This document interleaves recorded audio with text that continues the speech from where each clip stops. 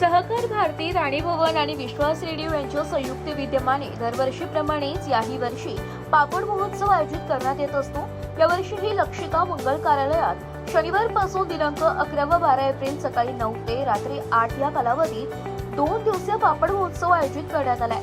सहकार भारतीचे प्रदेश संघटन मंत्री शरद जाधव यांनी ही माहिती दिली आहे। या पापड महोत्सवात शहर आणि जिल्ह्यातील महिला बचत गट, आदिवासी भागातील महिला आणि वैयक्तिक वाळवण बनविणाऱ्या महिला यांचे सुमारे 50हून अधिक स्टॉल लावण्यात आले। या महोत्सवात गृहिणींना नागली पापड, ज्वारी पापड, बटाटे पापड, कुरडई, मूग वडे, भगर पापड यासह अनेक प्रकारचे वाळवण खरेदी करता येतील, अशी माहिती सहकार भारतीचे उपाध्यक्ष व पापड महोत्सव प्रमुख डॉक्टर DM गुजराती यांनी दिली आहे। सुमारे 1 लाख नाशिककर नागरिकांनी भेट देण्याचा संकल्प आयोजकांनी व्यक्त केलाय।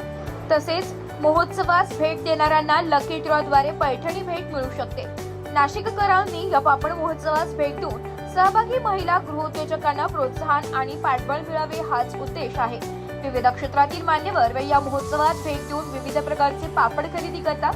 सहकार भारती प्रदेश संघटन मंत्री शरद जाधव, राणी भवनचे उपाध्यक्ष शुभांगी कुलकर्णी, विश्वास रेडिओच्या संचालिका रुचिता ठाकूर, सहकार भारतीचे नाशिक महानगर अध्यक्ष प्रशांत पुरंदरे, महामंत्री देवेंद्र पटेल, पापड महोत्सव प्रमुख डॉक्टर DM गुजराती, सोनल कासलीवाल दगडे आदींनी विशेष परिश्रम घेऊन हा महोत्सव मोठ्या प्रमाणात पार पडलाय।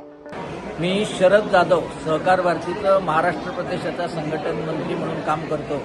आज येथे सहकार भारती, राणी भवन आणि विश्वास रेडिओ याच्यातर्फे पापड महोत्सव आम्ही भरवलेला आहे। हा पापड महोत्सवाचं हे 4थं वर्ष आहे। यामध्ये 54 स्टॉल आहेत आणि या 54 स्टॉल जे आहेत ते बचत गटाचे स्टॉल आहे, आदिवासी पाड्यांवरचे स्टॉल आहे, अपंग मुलींचं काम करणाऱ्या संस्थांचे स्टॉल आहे आणि इंडिव्हिज्युअल काम करणाऱ्या ज्या महिला भगिनी आहेत त्यांचं हे स्टॉल आहे। या महिलांना बाजारपेठ उपलब्ध व्हावी, स्वदेशीचं जागरण व्हावं, महिलांचं उन्नतीकरण व्हावं याच्याकरता केलेला हा प्रयोग आहे। आणि त्याच्या जोडीला आमचा संस्कृती प्रधान असलेला देश, आमची खाद्य संस्कृती ती पुढच्या पिढीला गेली पाहिजे, ती संस्कृती पण टिकली पाहिजे, त्याच्याकरता आम्ही हा प्रयोग करत आहोत।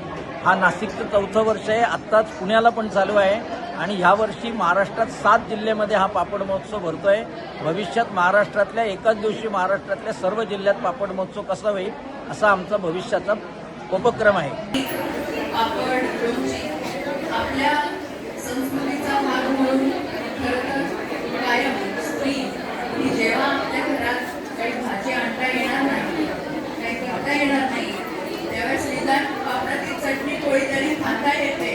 ह्या दृष्टीने खरं तर आपण शेती जेव्हा करत होतो त्या काळापासून आणि पापड म्हणल्यानंतर एक वेगळी गोष्ट प्रत्येकाला आपल्या लहानपणीच्या। नाशिक लोकशाही न्यूजसाठी प्रतिनिधी सुभाष जाधव, नाशिक।